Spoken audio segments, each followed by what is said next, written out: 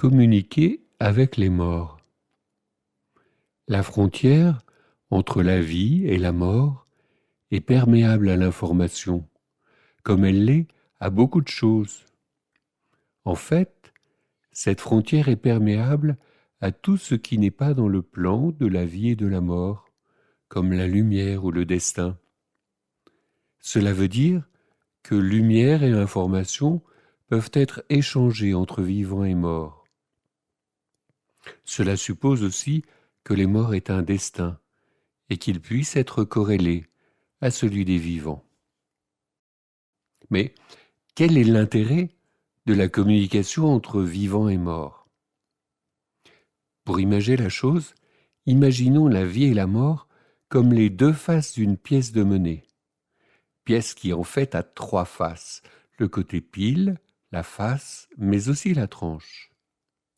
Bien, pour communiquer avec les morts, nous passons au travers du métal de la monnaie, comme un courant électrique qui serait informé.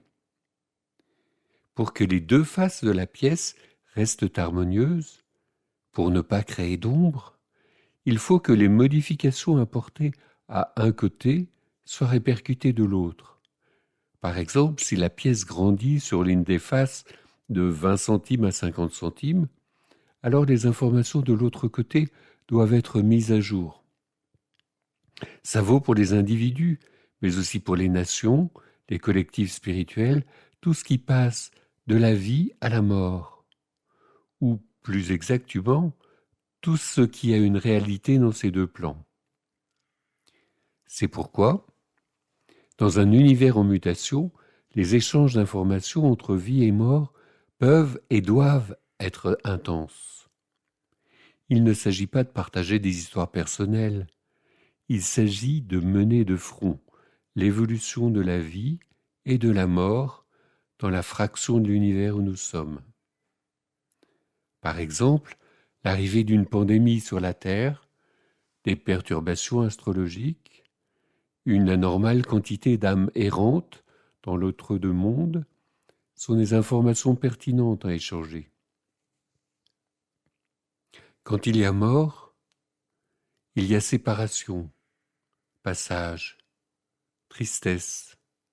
C'est sain et naturel d'être triste. Ça sert à faciliter le passage du défunt dans la mort et la poursuite de l'existence des vivants. Une fois installé dans la mort, il peut y avoir échange d'informations entre défunts et vivants, et cela peut alors provoquer la joie des retrouvailles. Il faut pour cela avoir abandonné la forme de l'autre, pour ne garder que son identité, qui reste intacte dans la mort. C'est pourquoi il n'est pas nécessaire d'avoir des photos, ni même le nom de la personne décédée. Le mieux est de se connecter à sa vibration, à son essence, car c'est elle qui persiste au-delà de la mort.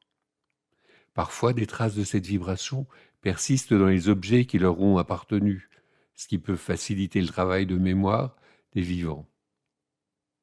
Si je continue la métaphore de la pièce de monnaie, il faut maintenant s'intéresser à ce qu'il y a entre les deux faces de la pièce et les deux faces correspondantes de notre existence. Comme les anciens l'avaient trouvé avec Charon faisant passer le Styx avec sa barque, ou d'autres chez les Égyptiens, il existe des passeurs qui permettent le passage rapide d'une face à l'autre. Et puis il y a des âmes qui ne trouvent pas ce passage et qui font leur parcours plus lentement, atome par atome, parfois perdus.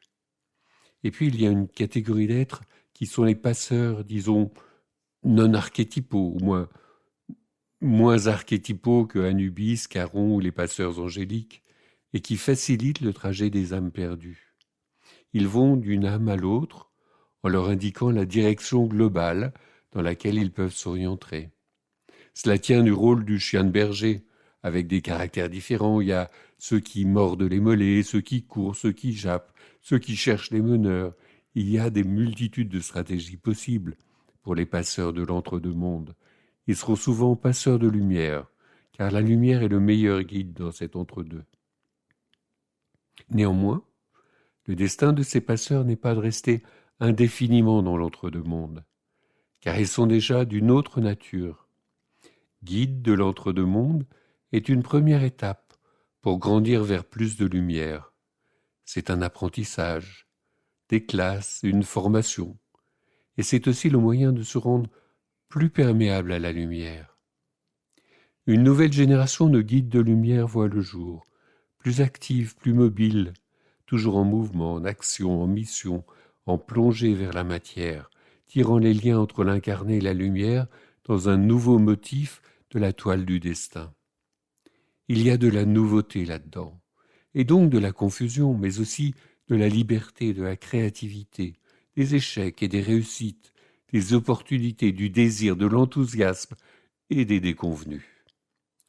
De nouveaux liens de lumière vont raccommoder une fêlure dans notre lien à l'incarné. Et ces nouveaux guides seront comme les aiguilles qui perceront les deux univers pour les assembler de nouveau.